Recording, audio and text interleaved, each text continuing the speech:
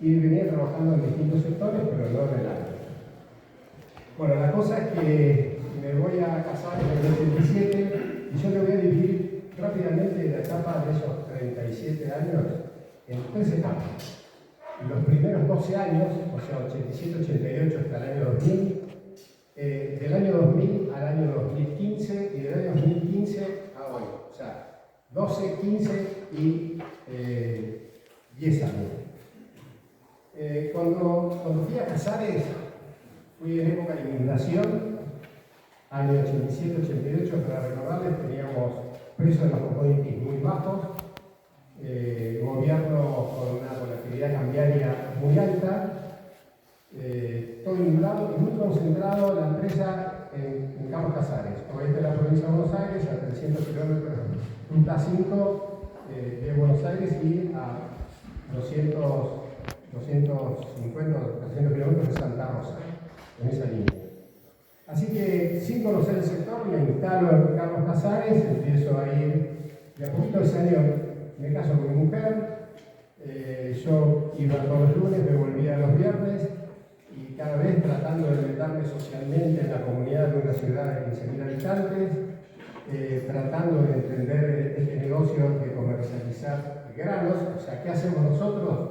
Comercializamos granos, comercializamos insumos agropecuarios, o sea, toda la paleta de los insumos, fertilizantes, semillas, agroquímicos, fitosanitarios, y después sembramos campos de terceros.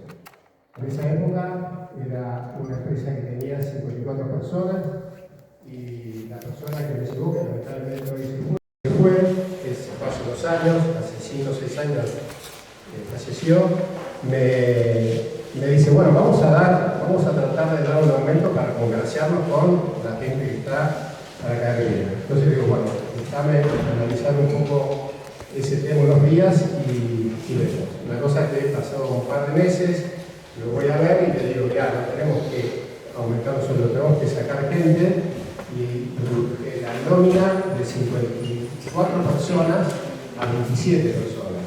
Con 28 años, sin tener compromiso con la gente, porque se me había conocido hace poco, suena que fue más fácil y menos doloroso. Pero es terrible, en época de inundación, época de no había trabajo, gente que tenía hijos, gente que tenía familia, y había que tomar esa decisión para buscar el mundo. Hoy somos 270 personas. O sea, eso fue una toma de decisión en un momento de incertidumbre terrible, tenías incertidumbre de todo tipo. La zona donde operábamos, el problema de la gobernabilidad, de los años de Alfonsín. Bueno, después vinieron los años, la década del 90, en la cual vivimos sin retenciones, teníamos precios de commodities muy bajos, tenemos tasas de interés internacionales muy altas. El negocio tiene mucho que ver con lo que pasa en el mundo, de la tasa de interés en el mundo, o llega de lleno hasta en la Argentina.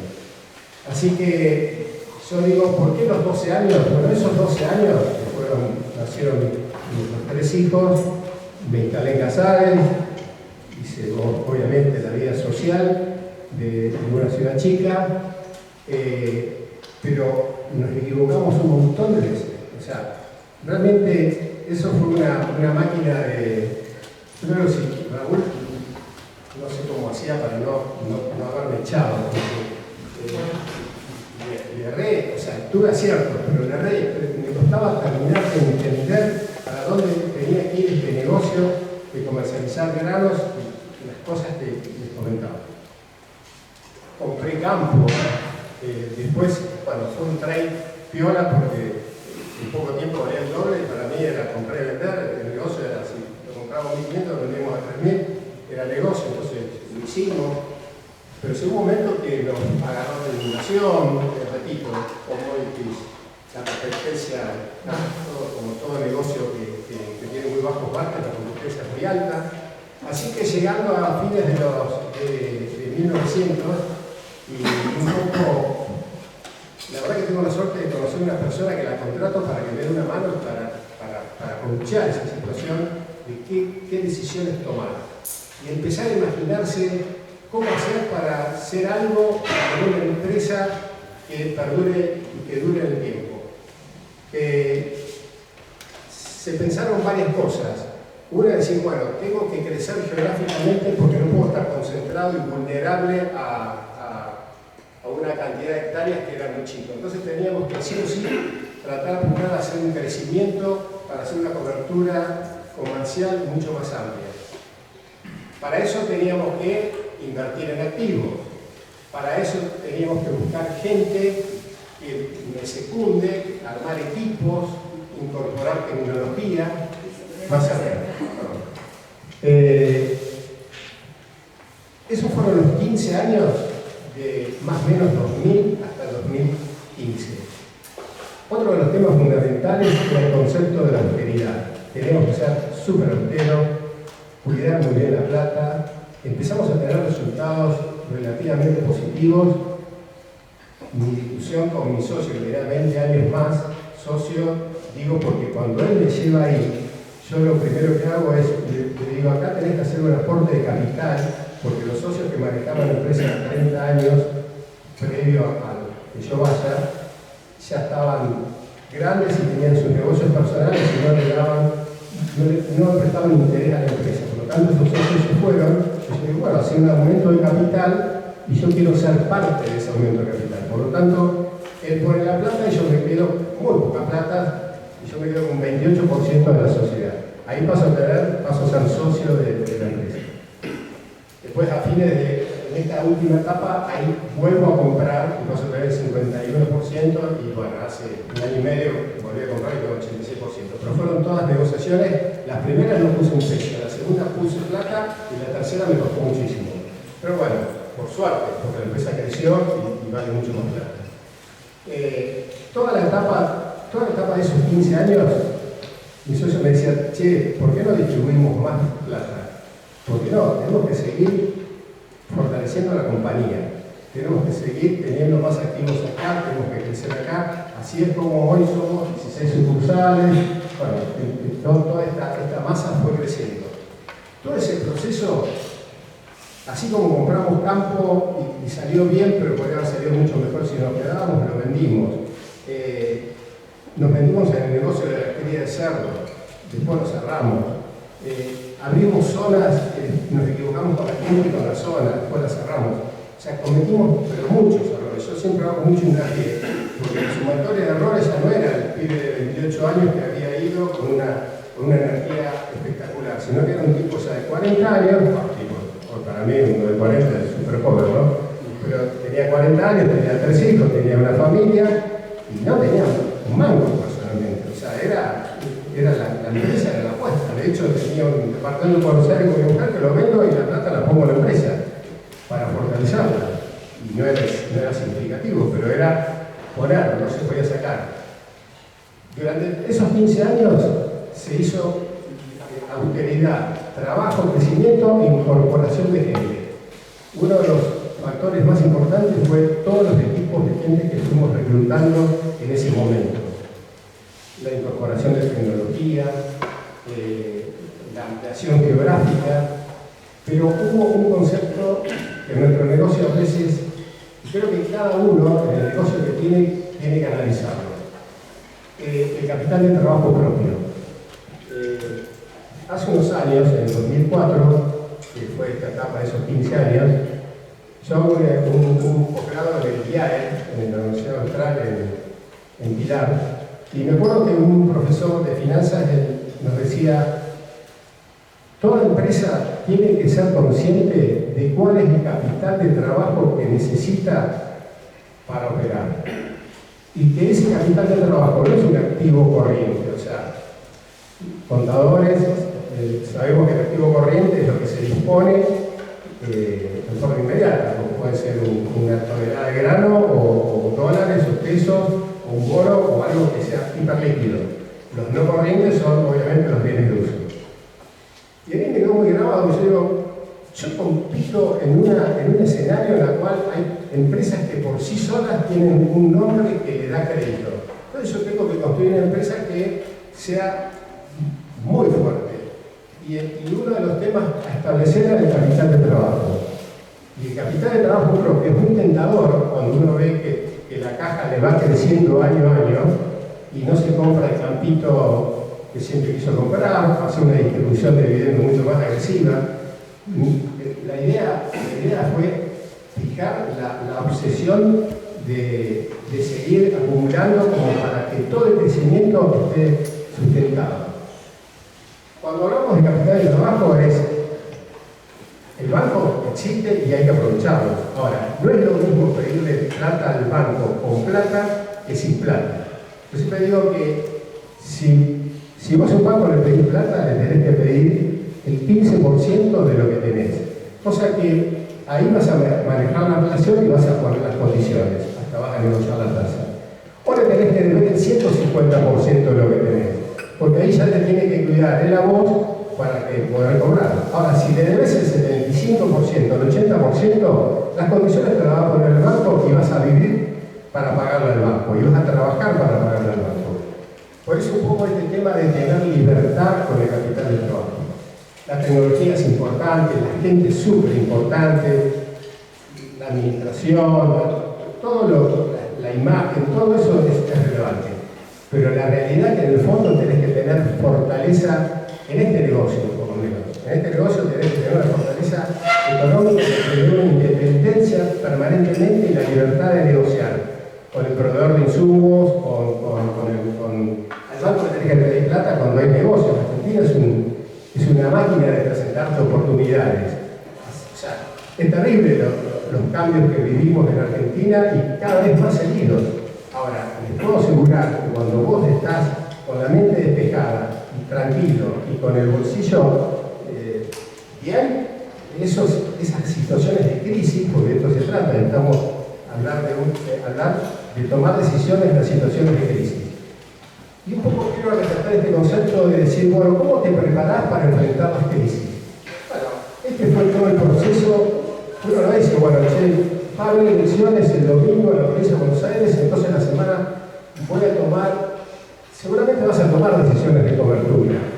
Pero bueno, la empresa la tuviste que diseñar y pensar mucho antes para decir, bueno, ante distintas situaciones que te pueden pasar, excesos de agua, seca, precios de commodities bajos, precios de commodities altos,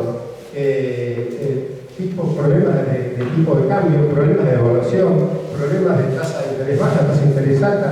Bueno, en todas esas situaciones hay oportunidades. Es desafiante, es difícil, pero si vos estás pensando en cómo sacar el banco todos los días, y bueno, ahí cuesta muchísimo sacarle ventaja a la crisis. Bueno, estas en líneas generales. ¿Qué pasó en los últimos 10 años? Bueno, en los últimos 10 años pudimos ir haciendo los frutos de lo que fuimos pensando 15 años atrás.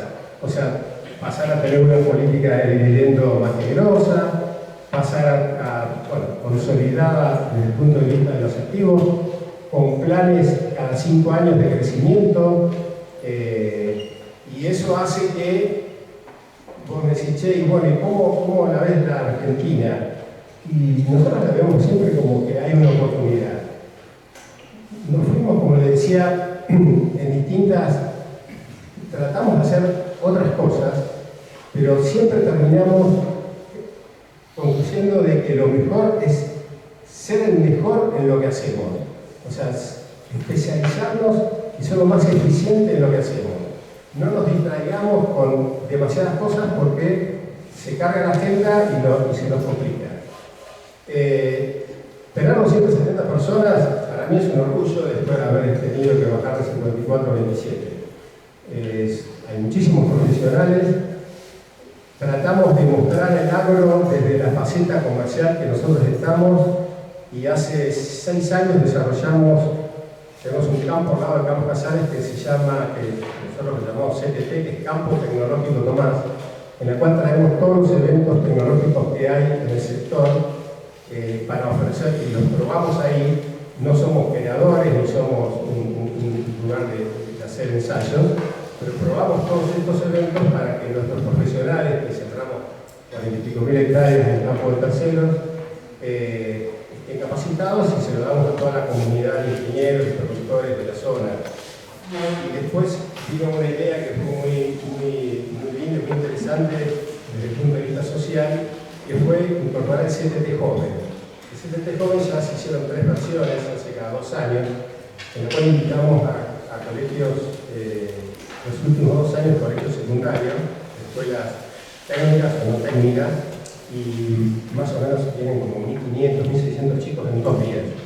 Esto es una organización que todos los que participan son del mismo equipo, entre la nómina de los dos hermanos, cada uno cumpliendo su rol, de recibir los chicos, de repartir los sanguchitos, y se hacen distintas cosas y se les va mostrando a cada grupo cuando hacemos una recepción, un salón, una charla con un motivador, inteligencia artificial, distintos, hacer temas, ítems importantes, y la idea de esto es que el chico joven, alguno de ellos, le vaya quedando la idea de que el campo es mucho más que un caballo y un tractor, que está el tema financiero, el tema tecnológico, el tema, bueno, hay un montón de herramientas que ustedes saben mucho más que nosotros. Esta fue un poco la idea del desarrollo y compartirlo con la comunidad. Así que, bueno, esta es un poco por eso, repito, cuando hablan de tomar decisiones en momentos de crisis o de incertidumbre,